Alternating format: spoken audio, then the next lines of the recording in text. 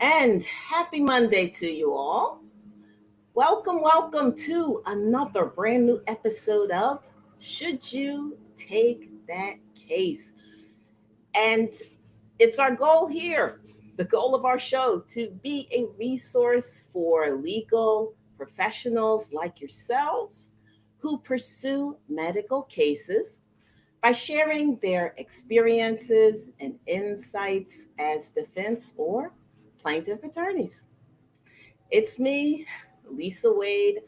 I am your host. I'm Lisa Wade, your friendly neighborhood legal nurse consultant and owner of Wade Nurse Consultants. I am also the creator of our private LinkedIn group, Attorney Medical Records Resource Group. Come on over if you need a resource for that bothersome medical terminology. And we are um, here taking this opportunity to get to know one another because all of the guests on our show are members of our Attorney Medical Record Resource Group. So it's a chance to get to know one another, and we're going to do that today with Daniel Tann. We're going to get to him momentarily, but first we're going to peek over to the comments or the chat and see who, if anyone, is visiting us live today. Or if you're catching us on the replay, thanks for spending your valuable time with us. It's appreciated. Put an in that comment box if you're a new viewer. Put a V if you are a veteran viewer, just so we can see you. Say hello and thank you for coming over to us today. If you are from the group that I love, Women Owned Law, put a W in that chat so we can see you and say hello to you. Women Owned Law, it is a groundbreaking group created to connect and advance medical legal entrepreneurs. Also on LinkedIn. So come on over, take a look at us, see if we're a place you want to be. Now, we are going to get over to Daniel Tan. Let's introduce you to him and then we'll bring him right out. All right. Daniel J. Tan is an experienced, proficient, and hands on trial attorney who is licensed in the Commonwealth of Pennsylvania. He has successfully handled and tried cases in various jurisdictions of the federal and state courts of the United States. Mr. Tan received his Bachelor of Science degree in Business Administration with a dual major in accounting and organizational behavioral management from LaSalle University. He was a member of the LaSalle University Alumni Board of Directors, past president of the African American Alumni Association, and has, re- has received the Dr. Warren E. Smith Award for Outstanding Service. In 1985, he received his Doctor of Jurisprudence degree from Drake University. Committed to volunteerism, Mr. Tan continues his involvement in professional and social organizations that include the Philadelphia Barristers Association, the Philadelphia Bar Association, the American Bar Association, membership chair, the NAACP, LaSalle University African American Alumni Association, past president, the American Cancer Society, Phi Beta Sigma Fraternity Incorporated, former International Legal Counsel, Delta Theta Phi International Law Fraternity, and Spectrum Health Services Inc., past chairman of the board, a very busy guy. I'm going to bring him to you now. And Anita, here's Dan Tan. Hi, Hello, how are you? welcome. I'm so glad that you had time to be with us today. Thanks for coming. My pleasure. Wouldn't want to be anywhere else today. Oh, you are so kind. Thank you. Well, and Tan, we definitely want to hear all about the medical records and screening medical cases that come with your litigations. But first, we want to know all about you.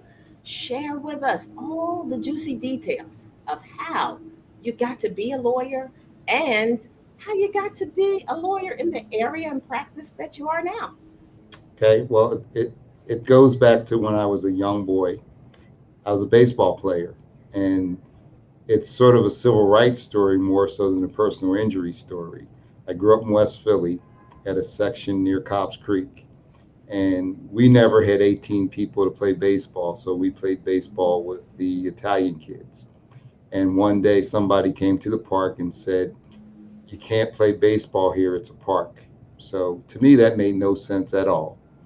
And we had a discussion with the police officer, and he persisted and said, "The park is not a place for baseball, but only to the black kids." So we did what I normally do, being outspoken, even at a young age. I took the police officer's badge number, went back to the neighborhood, and we always had this woman. I'll never forget her name, was Louise Wilson, and Louise was the Republican committee person. And if you know anything about West Philly, Republicans were not very popular. So she always says, "If you have a problem, come see me." So we went to see her, and true to her word, she made a phone call, got a city council person involved. They made a phone call, and ultimately, that police officer was handled. So we were back in the park playing baseball. So as a result of that, she said, "You need to go take a course in law." So the Jewish Y downtown had this free course, and it's really small claims court. So I go to that at like 13, 14 years old. I meet a lady who says, "I'm a legal secretary. I want to introduce you to my boss." Her boss turned out to be Hardy Williams, who's a renowned politician, attorney. I end up working in his office as a high school student, seeing what attorneys do, and loved it. And he said to me, "If you become an attorney, one thing you have to promise me, give back." So part of my practice is I mentor young people. And fast forward, State Representative Joanna McClinton actually worked for Hardy Williams' son, who's State Senator Williams, and he didn't know the story, and he was running for mayor, and I told him the story, and he was like, "Wow, full circle." Mm-hmm. So that's how I became an attorney. And then my first practice, I worked for a union side labor firm.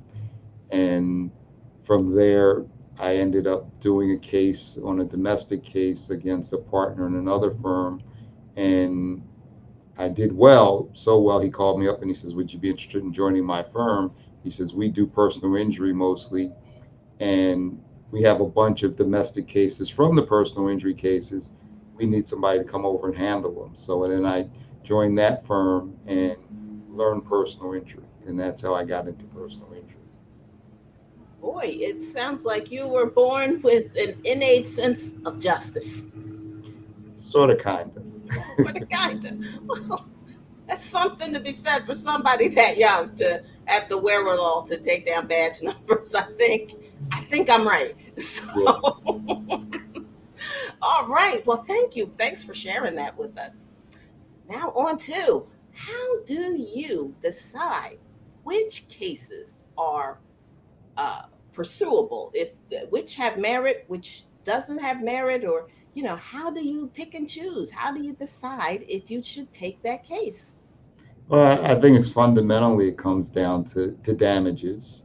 I mean, you look at what the injuries are, you look at what the treatment has been, and then you also look at the credibility of the client. If you have a client that's all over the place and it's not going to be a good witness, sometimes you hesitate, especially like me, I'm a solo practitioner, so I don't have a lot of money to put out there to waste, and I have to be very selective. Now, if a good case comes in that maybe a medical malpractice that I can't personally handle, I have a network of larger firms that I work with that I'll make a phone call and say, "Hey, I think I've got a very good case."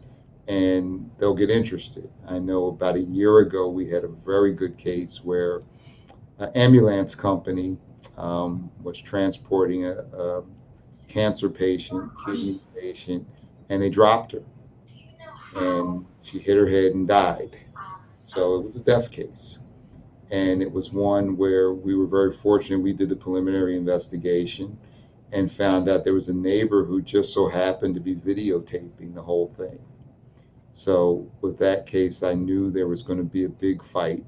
So I reached out to one of the bigger firms. They were interested. They took it, and we ran with it together and got a very good result for the family. Unfortunately, they lost a loved one for somebody else's negligence.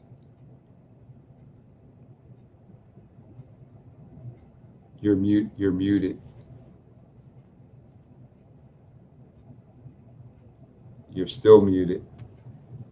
Well, I tell you, I told you before, Dan, I am a better, much, much better legal nurse consultant than I am a talk show host. So thank you for your patience. No problem. All right. Well, let's scoot over, ask a few more questions.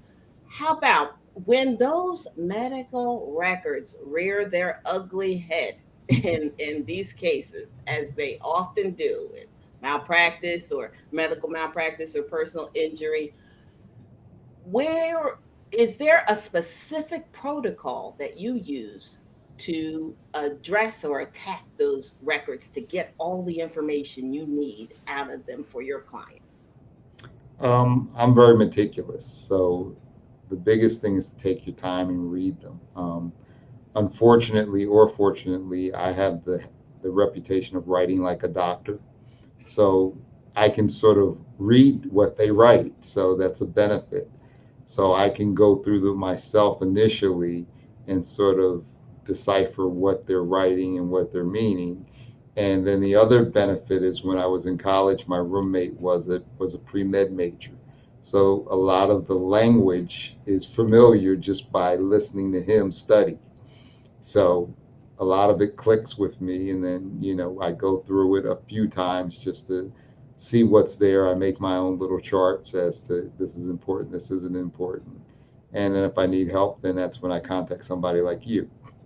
All right. Excellent. Excellent. Uh, and let me just say again, I'm at your disposal, Dan. You've got my number. Just give I me a do. call. Right.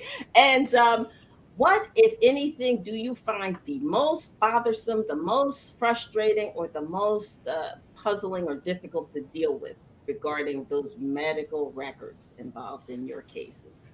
Well, the biggest thing is initially you got to go to a third party. So it's not like you can call up and say, hey, can you send me your records? It's usually you've got to go to this third party to pay them to go in and get the records. Then when they go in and get the records, sometimes they're not assembled chronologically, they're all over the place. And you have to go through and then sort of organize them Mm. so that you get them. And then you find out they've missed certain things, and sometimes you think some things are not there on purpose. Mm. So, That's true. And I've experienced that myself. Everything that should be there is not necessarily there. And the question, why isn't it there? yeah, yeah, Maybe it was just an accident. Maybe it was a mistake. Maybe it was on purpose. that's right. Hang on one second.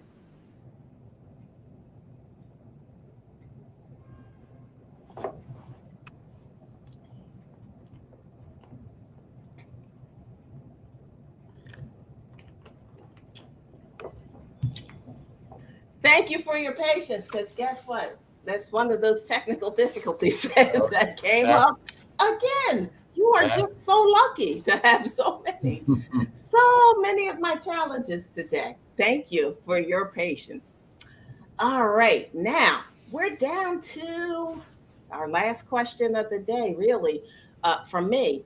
What kind of advice? Because I know you are experienced for sure. What kind of advice do you have to share with the attorneys that are watching, be they veterans or fledgling attorneys, about deciding whether they should keep or discard some of those medical litigations that come their way? I think the biggest thing is don't be afraid to seek out help from bigger firms if it's something that you feel is a huge case and you don't have the bandwidth to do it. There are other firms that will partner with you and, pay you your fair share. And the other thing is if it doesn't feel right, don't take it. All right. Well, that sounds like excellent advice. Go with your gut. All right. Yeah. All right. Now, listen, Dan. Now we've come to the point we're here for questions and answers. Questions and answers for Dan. So we're gonna ask anybody that's watching if you have any burning questions for Dan Tan about his, I guess about anything about his childhood, growing up in West Philadelphia, born and raised. If you have a question, if you have any questions about um, how he cases that he's worked on, get ready, get those questions together, and get ready to put them in the comments. Are you ready to answer questions? Sure. I know you are. All right. But while everyone's getting their questions together, it's time for what I call a small commercial break. Yes, by our sponsor, Wade Nurse Consultants. And here we are. Without a review of medical records, a review and a summary, it may be harder to decide as an attorney whether you should take those medically related cases that come across your desk. And here at Wade Nurse Consultants, we will decipher and give you a 1 to 2 page synopsis and an opinion regarding the merits, the medical merits of those cases by using my 30 plus years of nursing experience to make quick work of those medical case screenings. So if you're watching and you have a legal nurse consultant already on your payroll, this is not for you. But if you don't have one and you need some help getting clarity out of those medical records about those medical issues, and you want to free yourself to focus on your legal strategies, here's what you do. We are offering here at Wade Nurse Consultants a 20-minute medical case strategy call to help you hone an efficient, timely, and cost effective routine around your medical cases and those medical records that come with them. So, inside of this chat, there's going to be a link to schedule a call, a free 15-20 minute call. And now it's time to get back to questions and answers for Dan Tan. Let's take a look. I'm looking in the comments and let's see. Well, we have a fan. We have a West Philadelphia fan here, Shanita Blue. She is from West Philly. She says, West Philly in the house. So, Okay. so, so hey, Shanita. All right. Let's see. I don't think Shanita has a specific question, but she is all about West Philadelphia. So I don't think we have any questions right this second. But how about this, Stan? Is it all right if I put your contact information in the description box for this YouTube channel, and anybody that's catching on the replay, if they want to get in touch with you, they Absolutely. can. Does that sound good? Perfect. All right. And I have one more question for you. Will you come back again, Dan? Sure. It was a pleasure having you. You are a wealth of experience and a wealth of innate justice. So for all of us to look up to. Thank goodness. Yeah, it's a good time. I had a All good right. All right. So let me check one more time. I think I mean, do I have one more? I think I have. Wait a minute. Wait a minute. Shanita does have a question, and there it is. Dan, do you usually take medical malpractice cases? I usually review them. I usually don't handle them alone because of the bandwidth. because those are cases that when you get into a good medical malpractice case, they're going to be expensive to run through. So what I usually do is partner with a larger firm, but I will do the initial review and then I stay with the client to the end, even if we partner with a bigger firm. Oh, that's it's wonderful that you are always the touchstone. And thank you, Shanita, for that question. Let's look. Good We question. have, yeah. That's a good question because in today's world, you see a lot of advertising of firms that say, we do this, we do that. And then when you get there, you often don't meet with an attorney until you're a day or two from trial.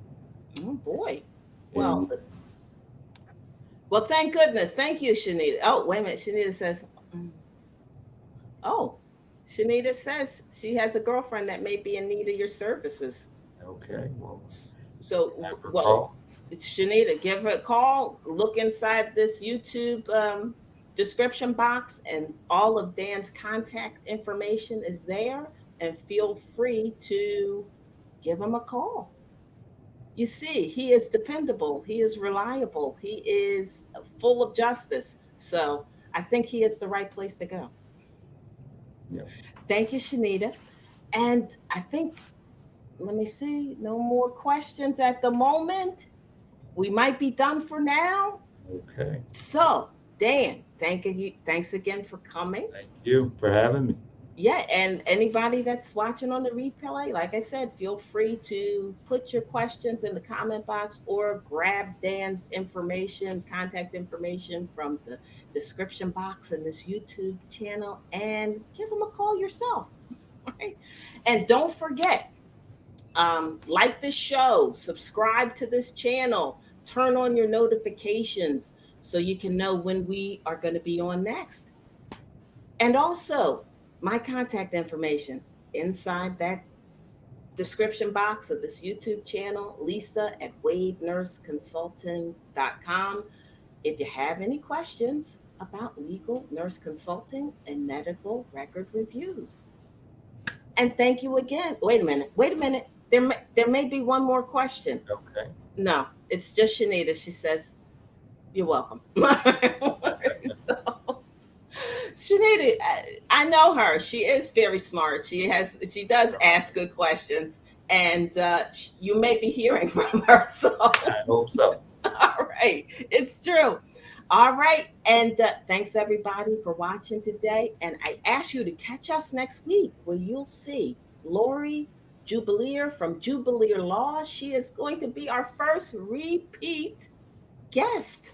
So she was our very first guest. So she'll be our first repeat guest next week, the 23rd, Monday, 5:15 p.m. Eastern Standard Time. Come join us for another episode of Should You Take That Case?